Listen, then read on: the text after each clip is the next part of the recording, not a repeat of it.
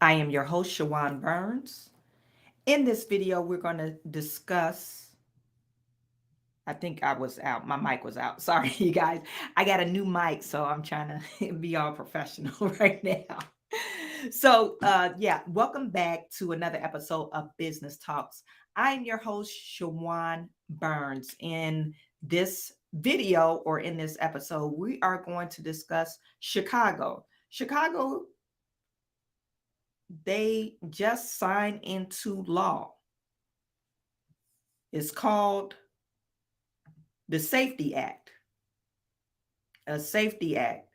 And basically, in this bill, it allows no cash bond. So if you are arrested for a crime, they essentially will let you free, let you go without any recourse. I'm assuming. So we're going to discuss that. I think Illinois is starting to become more like California. So we'll talk about that today. Then we also are going to discuss Russell Brand. There have been some more allegations against Russell Brand. I think it's a can of worms that once those other women came forward on these alleged charges, alleged sexual assault charges, it opened up some more individuals that said, "Hey, this happened to me too." So we're having a flock of women coming and speaking out against Russell Brand. Are these allegations are true or not? We don't know this until we get more information. So we'll discuss that today. And we have much more topics that I would like to discuss on today. But first, we'll get to our first story of the hour, and that is Illinois. Illinois, Democrat ran state, several Democrat ran cities. Chicago is one of them, and we always talk about Chicago on this channel, but we want to focus on the state right now, and it doesn't look good for Chicago because of this policy that they have enacted. So let me just pull it up for you.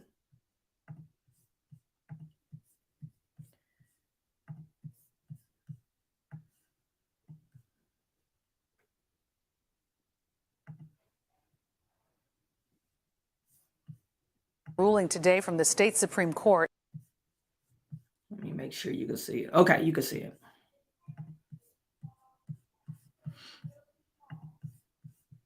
After months of debate over the controversial Safety Act. The court just upheld a key element of the criminal justice reform law, which eliminates cash bail. NBC 5's Christian Farr has more on exactly what this means and reaction to the decision.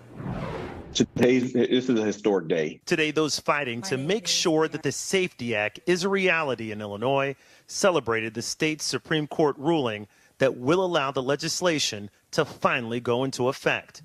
It will bring an end to cash bail in Illinois. By ending money bond, we've taken a significant step forward in dismantling a criminal justice system that disproportionately impacts our Black and brown communities. Back in December, a Kankakee County judge called those bail reforms unconstitutional.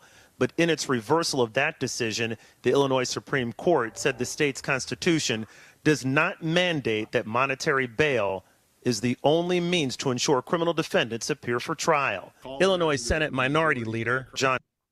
Now you guys tell me, my mandatory bail, if you have a bail sentence or a bail before pre-trial just to let you out, whatever deed that you've done, and you paid it,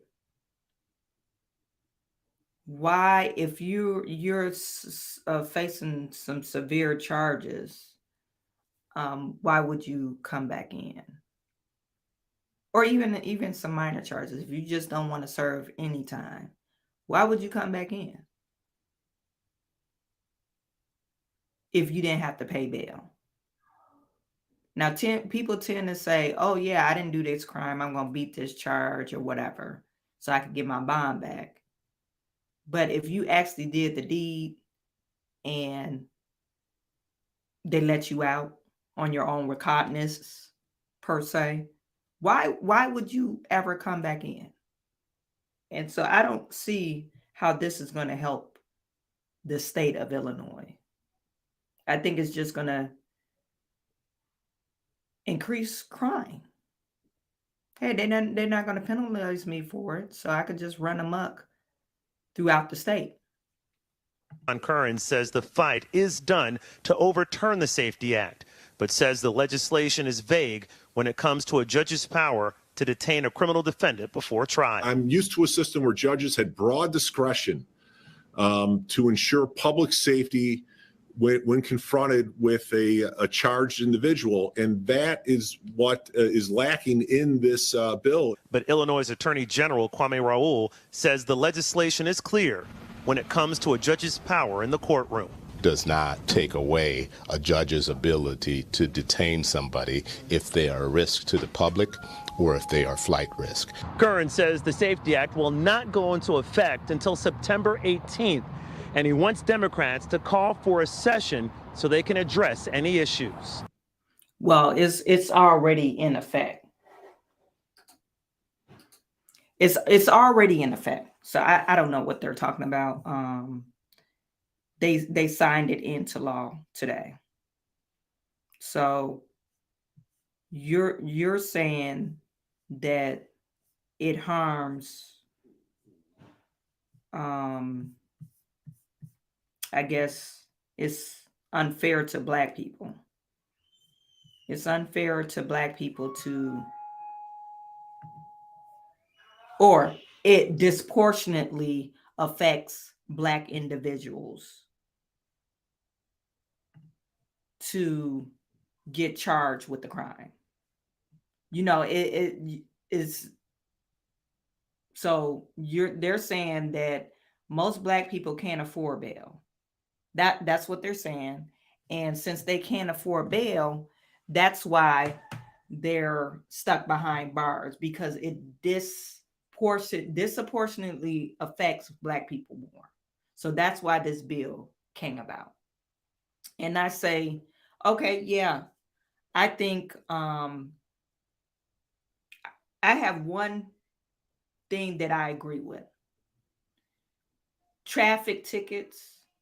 You have smaller towns that will lock you up for traffic tickets or even traffic violations, speeding or whatever. They will lock you out. Now, I'm not talking about DUI. I'm talking about like speeding or if you didn't pay your fines in traffic. I do not agree with that. I'm totally against that. So if an individual, they should allow for a person that make payment plans on their tickets, number one. And number two, if an individual get caught with violating a traffic signal or whatever, you shouldn't lock them up because they had a previous ticket. That, to me, that's just ridiculous to me. So I think those are traps for lower income people. I wouldn't say Black people. I'd just say lower income people. Now, but we're talking about crime. We're not talking about, oh, I ran the red light or I was speeding. We're talking about somebody breaking into your house and like breaking into your house. The judge, they did say the judge have the right to,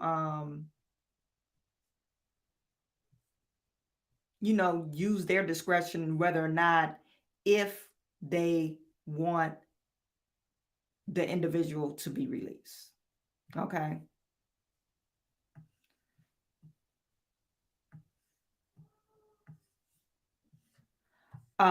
So let me just read a couple of things for you on this. And I'll get to some of your tweets in a minute.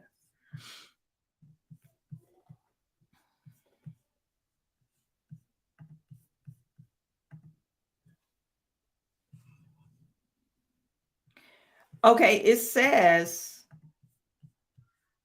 now the Safety Act is not it encompasses a lot of things. They're talking about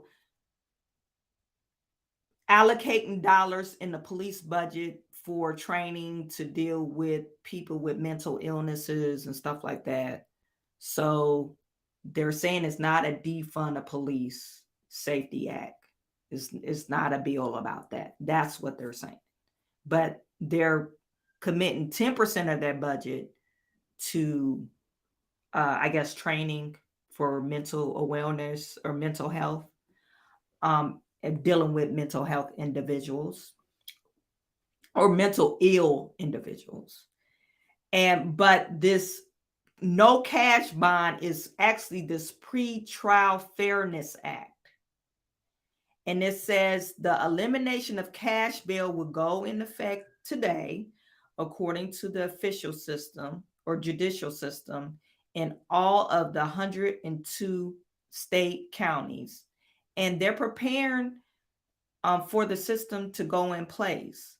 So I guess they're going to let some people go. If you got arrested January the 1st, 2023, and to now, if you're in jail, they're going to let you go. Now, are they letting all the criminals go before this pre-trial? No, not necessarily. But it's up to what they consider a deemable offense. Now, as a result of nearly 2 years of thoughtful and collaborative preparation, Cook County is ready to implement the new procedures required by the Pre-Trial Fairness Act. I don't know who is this. Oh, this is Toni Preckwinkle. She's the Cook County Board President. As our court system transitions to a new procedures, my administration will continue to provide resources and support to ensure our continued success. The law faced plenty of scrutiny, with dozens of states' attorneys filing suit against it because they were trying to stop them. They said it was unconstitutional for them to do this. We're heard by the state Supreme Court, who ruled that the law could stand in July. So how exactly would the process determine whether the defendant will be detained pre-trial work? It says under the provision of the bill, the state will allow the judges to determine whether the individual accused for the specific set of felonies and violent misdemeanors. So they're letting felons go, or if they pose the risk to another individual or the community at large. Judges will also be asked to determine whether the defendant poses a flight risk if released, according to the bill text. So they're using a quote unquote forcible felonies, including first and second degree murder, predatory criminal sexual assault, robbery, burglary, residential burglary, aggravated arson, kidnapping, and aggravated battery resulting in great bodily harm, or any other felony that involves the use of threat of physical violence. So any physical violent felonies, you're not able to get released. The hate crimes attempts of crimes that are detainable, animal torture, and DUI causing great bodily harm are added to the list and subsequent amendment to the legislation. In addition, those defendants currently being held prior to trial will receive hearings to determine whether their detention will continue. Those accused of specific low-level offenses will be required to receive detention hearing within 7 days of the request for one, according to the bill. So they're going to let people go. That's what they're saying. And I did pull up a fact check.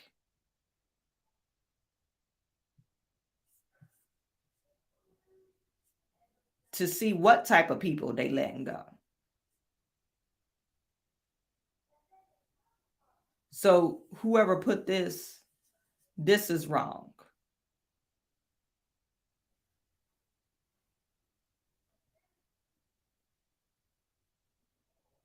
They're saying this is not they don't have a quote unquote non-detainable offense. So we don't want to look at that. But all I could think of, if I steal a car, I'm a minor, I can steal a car. Is stealing a car in Chicago still a felony? Probably not. I'm not for sure. Maybe if it's valued over a certain amount, maybe that constitute a felony. Is going into the store and doing those smash and grabs, are those felonies? I guess so. I guess those are felonies. Because if you really think about, or they're non-violent felonies. So if they even catch these, see, the problem is, let's get real about it. The problem is with this thing is you wasn't catching nobody anyway. You wasn't catching nobody anyway. And the people you caught, just gonna let them go. Like, you just gonna let them go, and you giving criminals, particularly thieves, free reign on what they can do.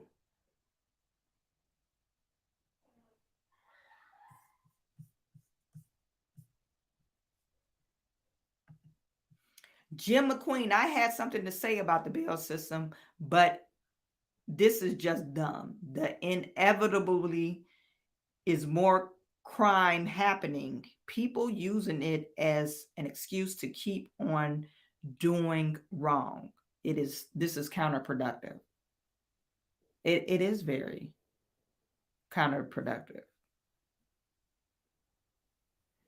And you're right, it's giving people, you're just basically saying, oh, commit more crime.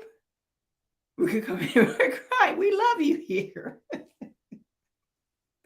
We love you here in the state of Illinois. We love criminals. Just like California. California, I told you, California needs to be X'd off from the United States. Now we could just say Illinois. California, Illinois, and we might as well put New York in there. Philly is getting there. I'm not for sure. I haven't heard much about what type of laws they have, but I know it's like zombie land in some of their cities because of the fentanyl crisis.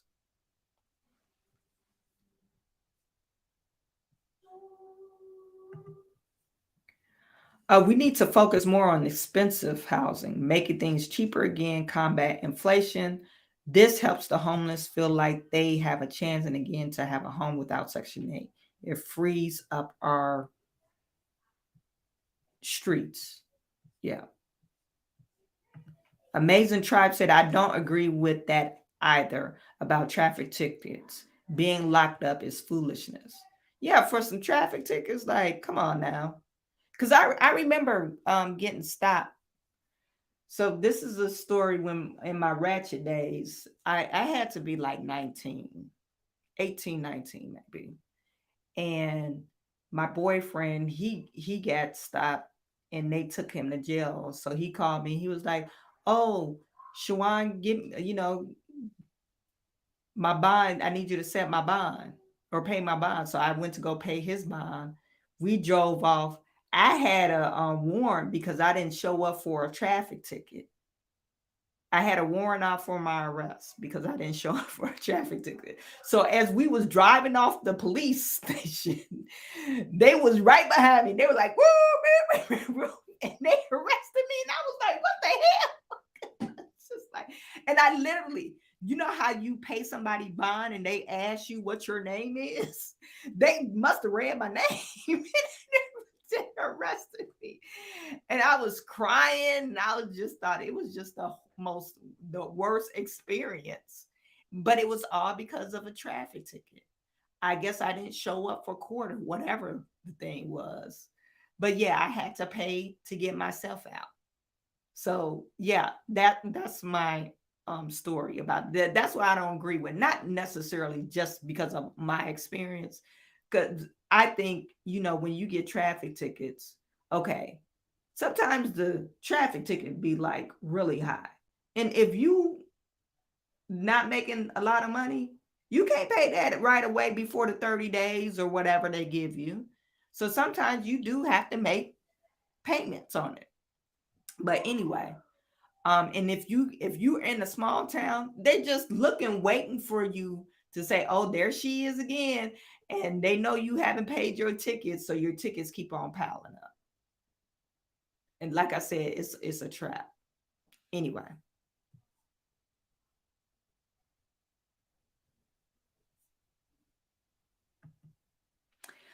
Tracy said no cash bond in the long term will mean more people stuck behind bars.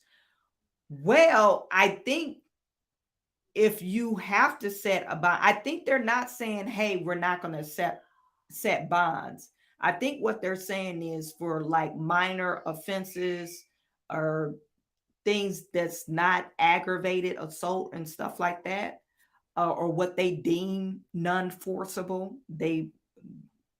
whatever this, the judge has to determine what that it looks like. They will set a bond. Now, if you're past that non-forcible murder or whatever, they're going to set a bond for you still. But the people like with the minor offenses like theft, they're not going to set a bond for you. They're just going to they're releasing you. They're not, you don't need to worry about a cash bond. So they're just going to have more people on the street and not showing up for court. And that's what I'm thinking.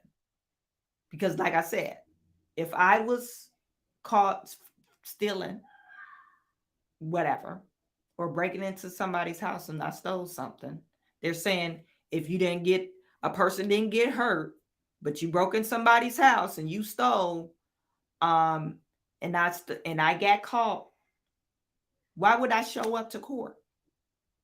And they let me out. No, I just, in these bigger cities, you won't be able to find people anyway. So,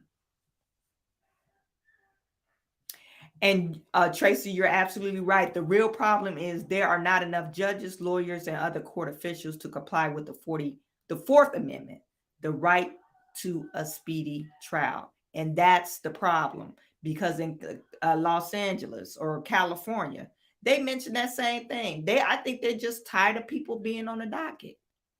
You don't got enough people. Their caseload is too much. So they're just like, oh, you just let them loose. That wasn't a bad crime, so just let them loose. So now you're just going to have a bunch of petty crime, and not necessarily petty crime. You're probably going to have some crime. And people that commit crime elevate. They tend to graduate to a higher crime. That's what normally happens.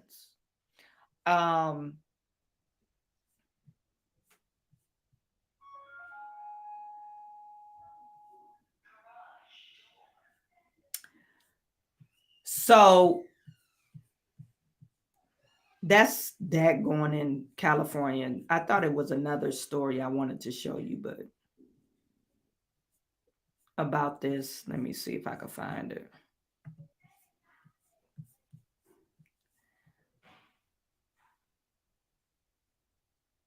Oh, you know what? This is what I wanted to tell you guys. They put in this bill talking about funding the police. It says in one of the sections that up to 10% of the department funding should be used for this training. The training for requiring those departments trained on mental health, addiction, racial bias, gender equality, okay, and more.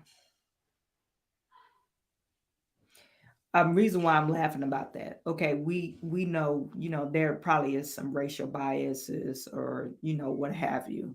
But I don't think it's more racial than any other scenario. And when I'm saying that, it's like, okay, we saw the numbers. I think a few weeks ago, I showed you the numbers of how many people were killed by police officers, Black Black folks was killed by police officers. And the number is like 400 and something in a year. Okay. Then about a week ago, I showed you the numbers of racial crimes that's happening. It's about 20 on average in the last 10 years. It teetered, it got down to like 1,500 and it was like 2,600 at the highest point, but it teeters. You know, some points is more than some points is less. No, it wasn't more in Trump, and it wasn't more. We didn't have more racial problems in Trump era. If people would say that, but no, this is where was FBI statistics. Okay, so I'm saying this is because we have, when we say racial bias and gender equality, cops they don't think about, oh, this guy is a Black guy, let me see, and or maybe they do, but I think they think more like, oh, I'm an officer of law, this is blue versus you, not, oh, okay, this guy is acting extreme, or this guy is a Black guy, let me just take it to the extreme. No, it's blue. Blue, I want to make it home to my family. I had this other fool acting up. Remember, so and so, another officer just got killed because they didn't do whatever. They got all that stuff that they think in their head, and a moment's notice, they act. Just like that young lady that was shot in the parking lot of Kroger's in Ohio. A lot of people said, yeah, they should have acted differently, but he was in the law. He acted within the law, and he shot that young lady, and she was pregnant.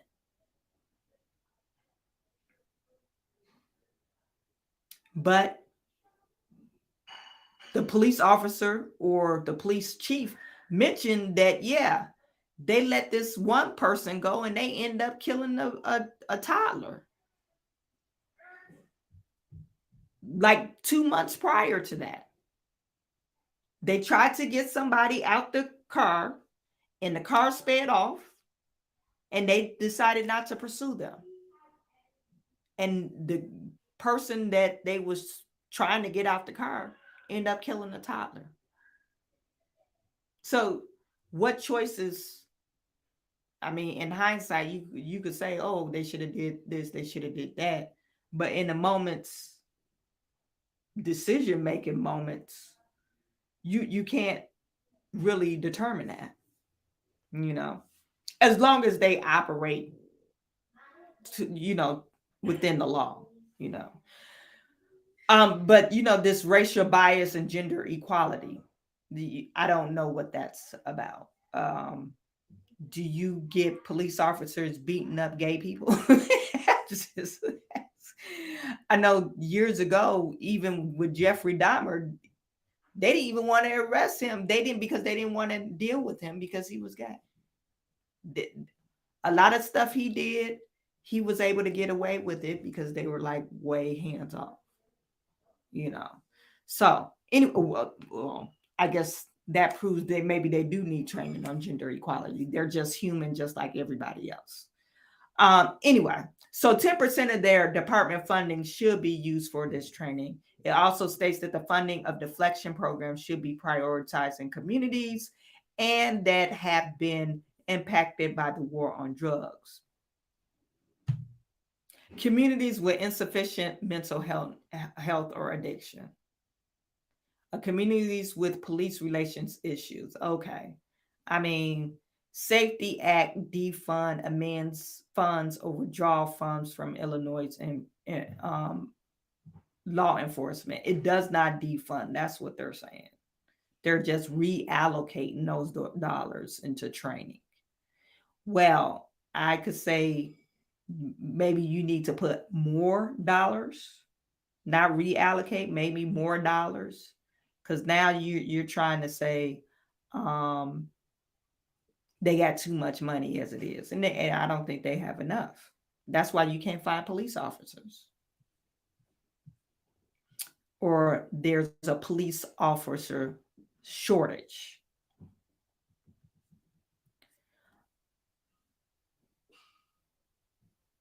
Okay, and I think that's about it.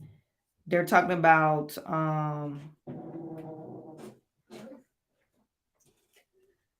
they're going to put cameras on the street, a lot more cameras on the street. The law institutes and required use of body cameras. Cannon, you're going to have to get out because I can hear this in my mic. The law institutes and required the use of body cameras by all police officers. The claim saying the government wants to spy on us by putting cameras everywhere. Yes, they do.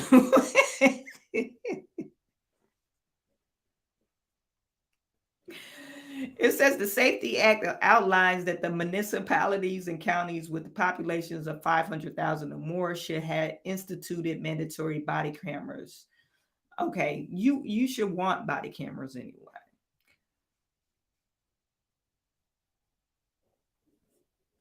Anyway, so the Safety Act is really not the Safety Act.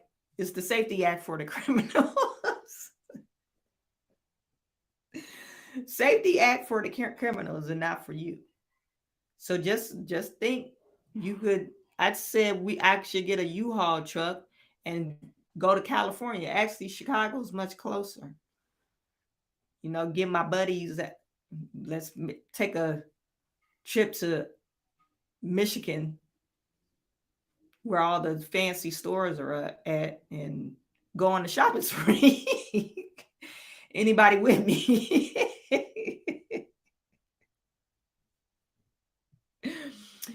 Anybody with me?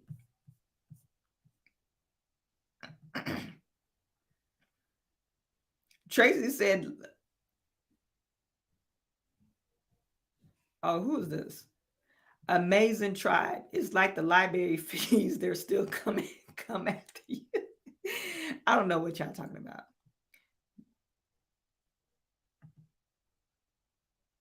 Okay, so Tracy says they also need to get rid of all the petty laws on books, like Whitmer's misgendering bill here in Michigan.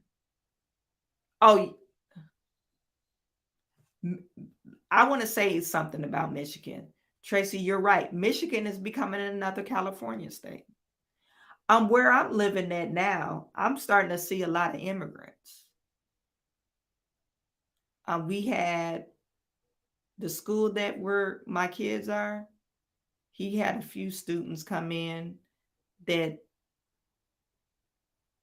you know, English is their second language, Spanish speaking students. And then when I went to the Walmart, I normally don't shop at Walmart, but I went into the Walmart for a specific thing. And most of the people that I tried to ask a lady where a certain item was, and she didn't understand me. She was, you know, she was Spanish, but she didn't speak English. So Michigan, I believe Michigan is the next state to go under. The next state. And where I live, they're majority Republicans or conservative, I could say. But and another story. My son, he has a transgender student in his class. And my son, he's in 5th grade. And he was in his class the last year. And I just brushed it off because I didn't think it was real. And I just started asking him questions. And I was like, well, you know, maybe he's just joking. And no, he is female passing or dressed like a female. And just like the kids kind of ignores him because I guess he hangs out with all the girls on the school playground. And my son was saying, yeah, yesterday, so-and-so, I'm not going to give the kid's name, but so-and-so was out on the playground and, you know, the fire escape. You know how they had the fire pole that you're supposed to slide down like you're a fireman? He was dancing on the pole. And I was like, dance, what do you mean dancing on the pole? And he was like, Mom, you know the pole that the firefighters slide down and you slide down on the playground? He was like, yeah, so-and-so was dancing on it. I was like, dancing on it how? He was like, he was twirling around and doing this, And I was like, what? And I said, well, he's just confused right now. Just ignore him. I was like, well, were you over there? He was like, no, I was just sitting on the bench and I was watching. All the girls were over there. So he was teaching the girls how to dance. He was teaching the girls how to dance. So that's going on in Michigan. And another story about Michigan. I just read an article. Grand Rapids, I don't know what county that is, but Grand Rapids, they put in this article saying, oh, immigrants are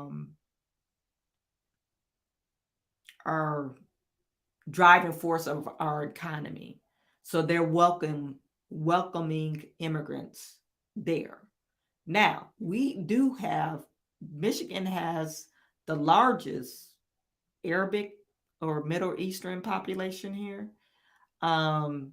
So they come over and, their communities thrive and all that stuff and whatever. And they're real conservative as well.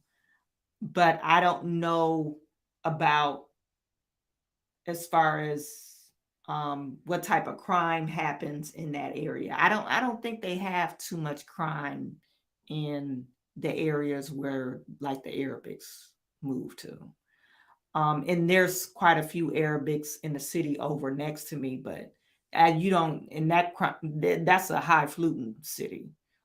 They don't have a lot of stuff going on over there. But anyway, so Grand Rapids is one of the places where they're saying they're welcoming immigrants there. Now, illegal immigrants versus immigrants that came over here legal, we don't know. I would like to see what's the difference. But apparently the people that I saw at Walmart, and it was a whole bunch of workers at Walmart, apparently they had their work visa. So I'm not for sure. Anyway.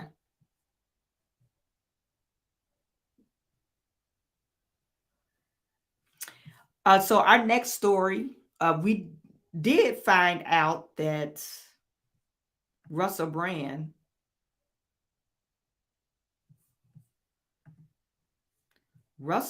is facing more allegations. More people are coming out.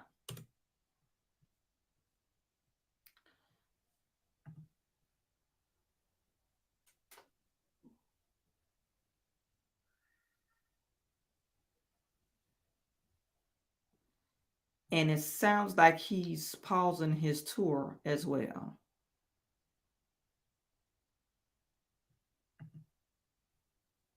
This is on NBC News. Let's see if I can get this for you.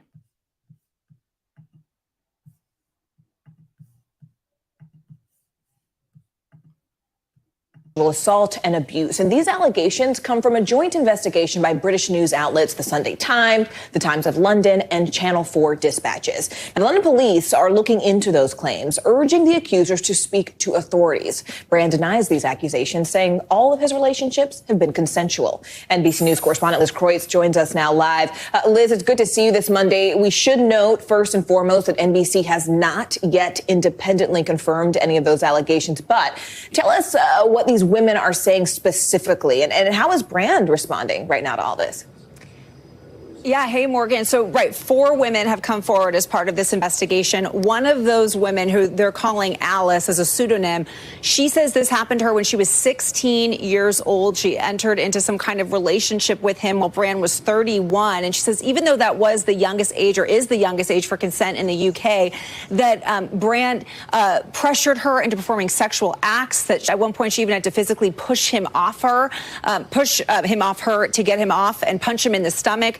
She says that he referred to her as the child and had a car that would come and pick her up from school and take her out of classes and bring her to his home. Now, another woman is accusing him of rape at his home in L.A. Another woman says she was sexually assaulted by him when they worked together in L.A. And another woman says that he exposed himself in front of her when they worked together in the early 2000s. And they say much of this happened at the height of his fame between 2006 and 2013. Now, Brand, for his part, released a preemptive video before the investigation came out. He posted a video on social media to his millions of followers where he denies the allegations. He said, during that time of promiscuity, the relationships I had were absolutely always consensual. I was always transparent about that, almost too transparent. He goes on to say, to see that transparency metastasized into something criminal, that I absolutely deny, and it makes me question, is there another agenda at play? So he's accusing the media of a conspiracy to silence him here. NBC has reached out for comment. We've not heard back, and he has not responded further to the actual specific allegations in the investigation, Morgan. And Liz, just very briefly, I know there's this distinction between the potential legal ramifications, but also the social ones. He's already faced some sort of backlash, his talent agency dropping him. Anything else that's happened just in the last 24 hours? Yeah, so his talent agencies dropped him, and we have just gotten word within the past couple of hours that the production company putting on his upcoming live comedy shows, they have now postponed or canceled those shows, Morgan. All right, NBC News correspondent Liz Croy's joining us now from Los Angeles. Liz, thank you.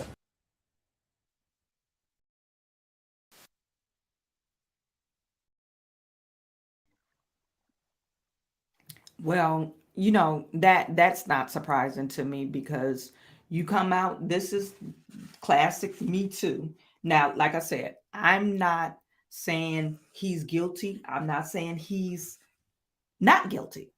But what I'm saying, this is the classic, hey, we have to separate ourselves from Russell Brand.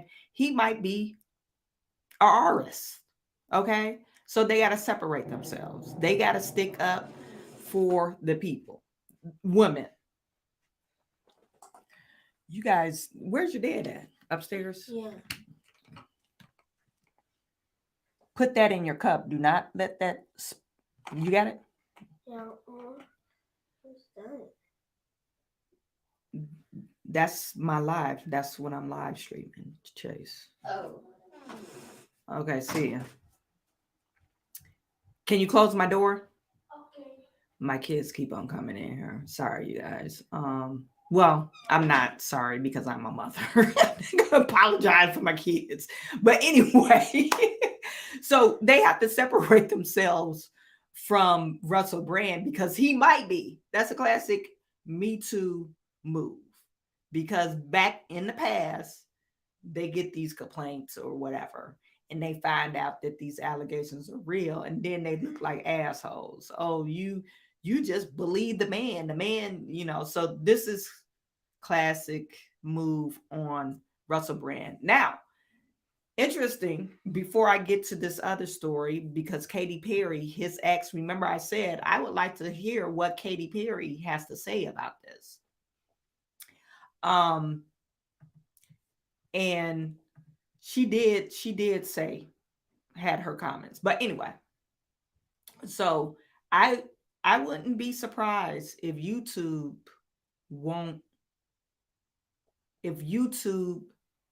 deplatforms Russell Brand, because they've done this type of thing in the past to smaller individuals.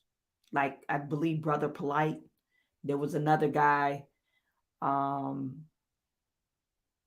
was accused of, actually, I think they were actually convicted of these crimes, and they were kicked off of YouTube or deplatformed.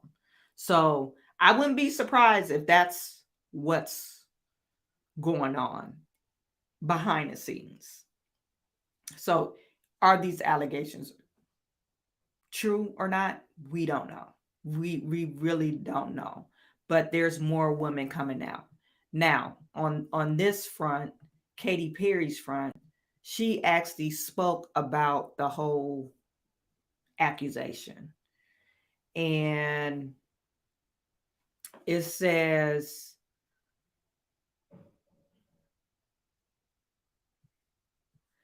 in 2006, Danny Montague, the younger sister of pop star Kylie, called Brand a completely crazed and a bit of a vile predator.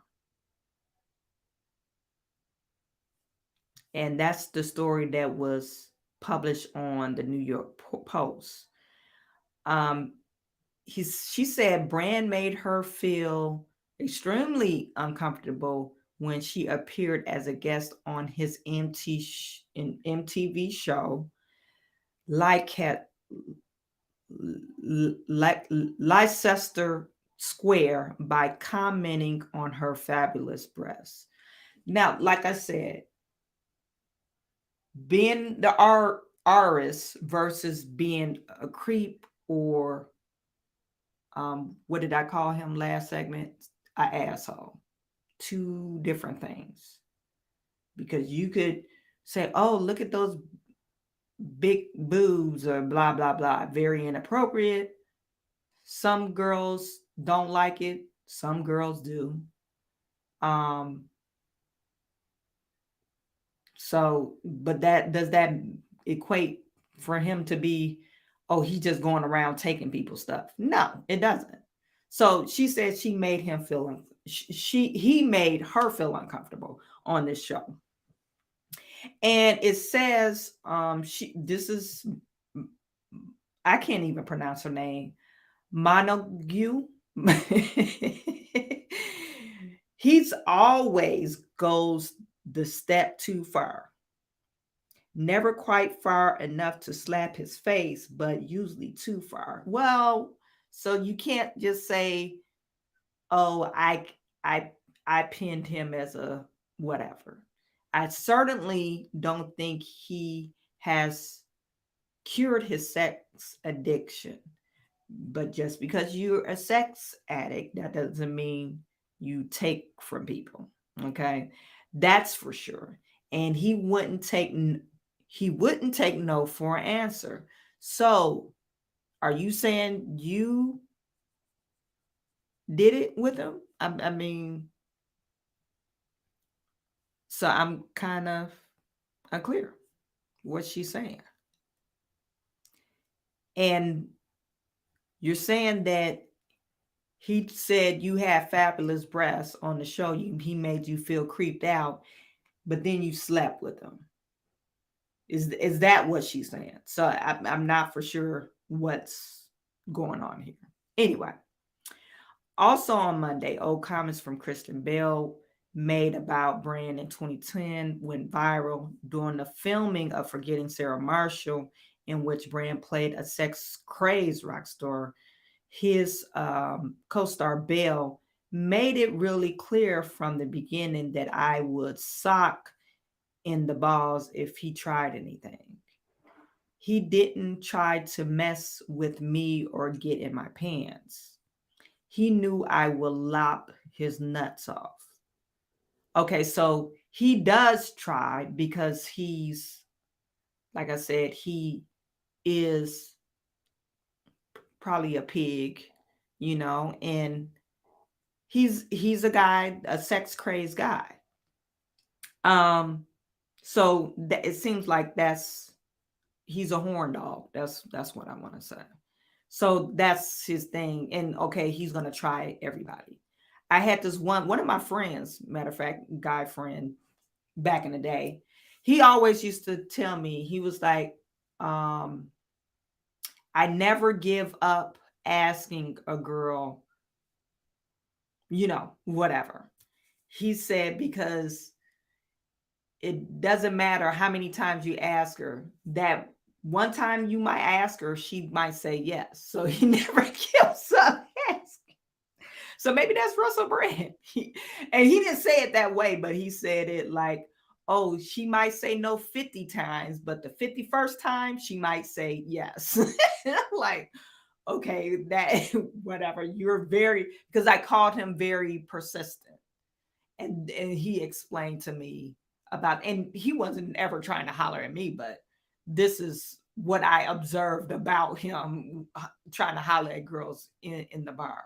But anyway, and he will always say, yeah, you can ask her 50 times, in the 51st time, she might say yes. So maybe that's him. So old clips of Brand also cropping up that illustrate just how outlandish his behavior could be in 2013. For example, he bounced actress Catherine McPhee on his lap on the Tonight Show while shouting "For the Queen," despite McPhee looking visibly uncomfortable. Elsewhere, so they're saying all these things about Brand. And he said podcast interview that since been scrubbed from the internet, Brand joked that he are someone once, killed her after. In the same interview, he joked about ancient Greek mathematicians are children. They didn't mind it. They did. They were clever, weren't they? I've done another triangle. I'm effing a little kid. This is great. F the kid with the triangle. No, that's too much. So, okay, so in this, a lot of times people, this is just like Bill Cosby. Bill Cosby inserted jokes about putting GHB in women's drink and about his sexual assaults, and come to find out, this is what they claim that he did to them. And it's not funny on the actual, the actual act, but if you really think about it, maybe he's just telling on himself. Or R. Kelly, he used to sing about his sexual deviant deeds. The Pied Piper, how he did a whole bunch of women, and Pied Piper basically used music to put people in a trance so they could do what you want to do, and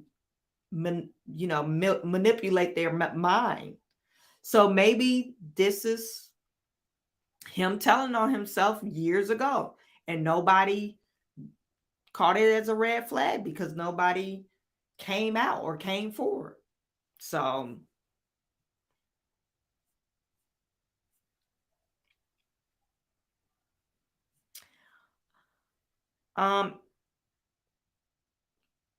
Jordan Martin, who dated Brand for 6 months, in the book, Martin says she was sexually assaulted by Brand, whom she renamed Randall Brand in her book. When we had sex, it didn't seem natural, Martin wrote, and a lot of what happened wasn't pleasurable. It didn't come from a good place. Martin recounts an incident where Grand invited 2 lesbians to their shared home and tried to convince her to participate in the sex with them. When she refused, Grand stood in front of her and blocking her way. Afterwards, he said it was boring, Martin wrote. He was always sad after these encounters. His manipulative side was so powerful, it was easier to just submit. I got to the point where I thought he must be right. There was no one else around to tell me different.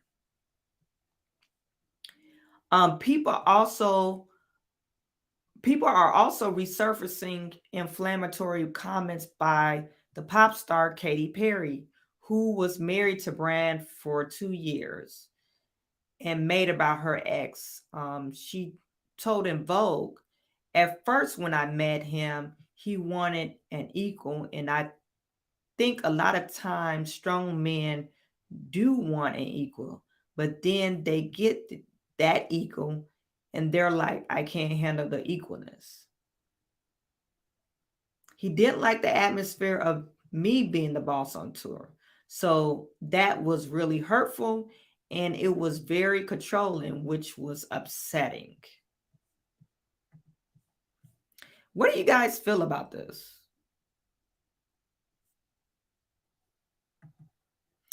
Amazing Tribe. Russell Brand still shouldn't have been in no type of sexual relationship with no 16-year-old girls or anyone underage in 18 years, plain and simple, allegedly. Yeah.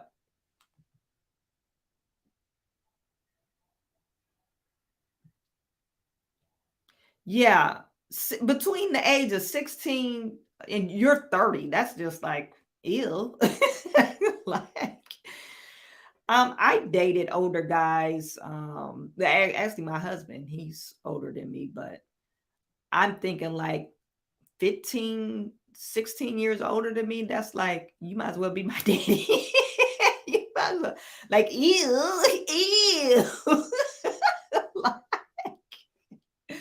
But you never know. Russell Brand is famous, just like R. Kelly. R. Kelly was famous. He was 30-something years old and got married to Aaliyah. Aaliyah was 15, 16. And her mom made him sign divorce papers because she was going to go public with it. So I believe manipulation is probably one of his things that he uses. I do believe that part. Very manipulative. So, and then Katy Perry continues that I felt a lot of responsibility for it ending, but then I found out the real truth, with which I can't necessarily disclose because I keep it locked in my safe for a rainy day. I let go and I was like, this isn't because of me. This is beyond me. So I have moved on from that. Perry has not publicly commented on the new allegations against her ex-husband. And it says numerous women allege that they were assaulted by Brand between 2006 and 2013, according to the joint investigation. And of course, Brand denied it.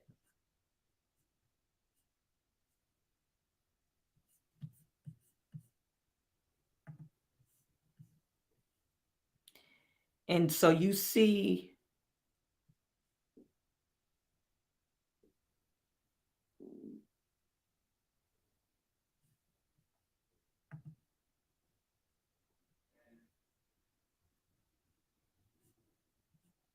another lady named Catherine Ryan has resurfaced as Brand's faces sexual allegations.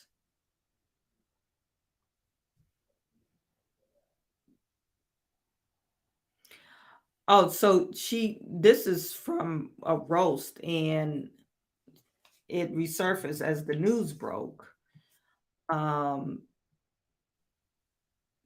Catherine Ryan calling out an unnamed sexual predator in a British comedy scene has resurfaced online. And this was a roast battle. And roast battle in 2018 for a single season before Brand was booted over sexual assault allegations.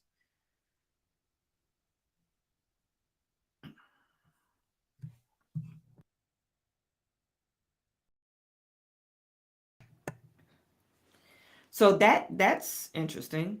So as this story unfolds, it gets uglier and uglier. We're probably going to see he's going to get canceled. And a lot of women is going to come out just like Harvey Weinstein and what's the guy's name? Bill Cosby. It's probably going to be one of those type of things. One of those type of things. And it's sad because now he's not a Harvey Weinstein. And reason why I'm saying that is Harvey Weinstein is an old guy, and I mean, you got to be like in the movie industry to know him, right? Or not necessarily movie industry. You just got to be aware of the movies. So he probably can pull a lot of females because he's rich. Unlike Russell Brand, he's young and he's rich and famous. So he probably could have had any female he wanted, even with his sexual appetite. But allegedly, he decided to force himself on people. Or maybe he's just old school, like, oh, we're together. You supposed to have sex with me anytime I want. Maybe that's what he thinks. And maybe you don't think it was a forced thing. He's like, oh, you're my property type of thing. So maybe he needs some counseling or some type of mental health with that. Anyway, I'm not going to beat a dead horse. You guys, like I said, I knew more people was going to come out about that. Now, I did have one last thing to share with you guys before I head out.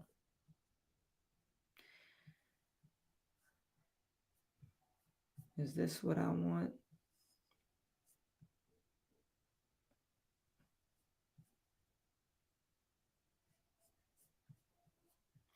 This is what I wanted. I wanted to show you that after, now we know Donald Trump is leading in the polls. We know that. They took another poll, CNN did.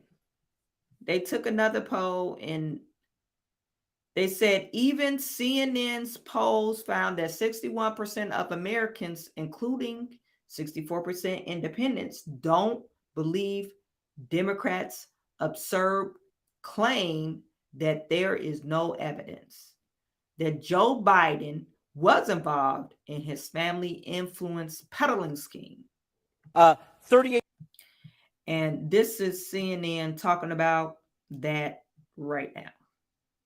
We're talking about, Dana, here, the time when he was vice president, right? Whether Joe Biden was involved in Hunter Biden's business dealings at the time he served as vice president. Overall, if you look here, 61% of Americans think Joe Biden was involved. You can see partisanship drives this, right? Obviously, nearly all Republicans, 90%, believe that. This has been a major storyline and talking point on Fox News and elsewhere. 64% of independents believe that Biden was involved in Hunter's business dealings. 28% of Democrats.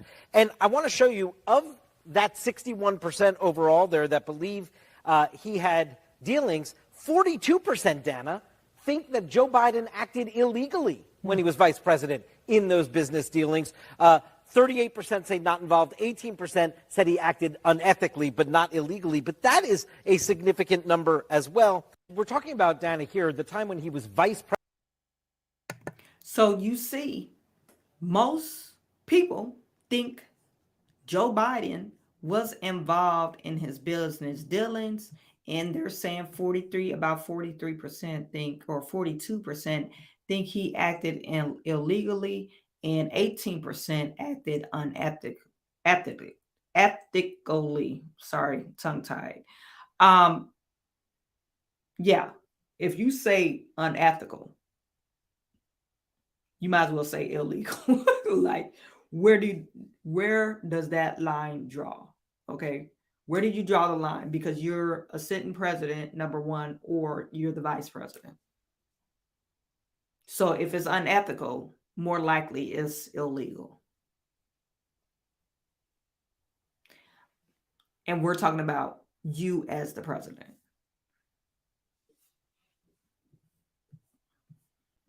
Only 1% did not act wrongly.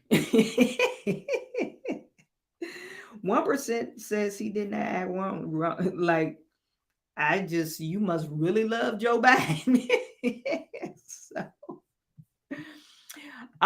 So anyway, let's see what we got going on here.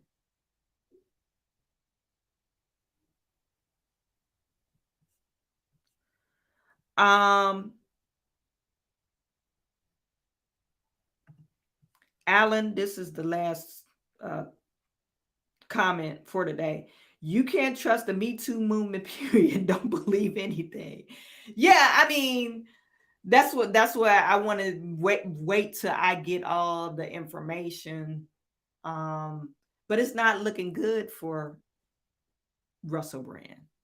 You know, you got this famous guy, and it's easy to strap on his neck saying, "Oh, I didn't like the way our sex turned out, so I think he raped me too." You know, I said the R word. Hopefully this video don't get demonetized, but it's the end of the stream. Anyway, so it's easy to latch on stuff that you don't have to prove per se. And being Russell Brand, if he was very promiscuous, he probably don't remember half of his encounters. If he was promiscuous and if he was doing drugs, he had alcohol problems, he's not going to remember some of the stuff anyway, is he? But you can say the females will probably remember, but I'm wondering if some of these groupies will come out and say, "Oh yeah, he came to me on the show after the show," and just like that one girl, one of the victims is saying, "Yeah, he said I met him after the show, and he said he wanted to see me, and we started dating, and then I came over his house, and he forced himself on me." So, what do you say on that? So anyway, like Alan says, you can't trust the Me Too movement. I will believe it once I see like some hardcore evidence. Right now it's just basically hearsay. You know, he said, she said. So anyway, you guys, thank you for tuning in once again to another live stream and hanging out with me every day. You want to make sure you like, subscribe, and share this channel. Make sure you comment too. It helps me with the algorithm. I appreciate every single one of you.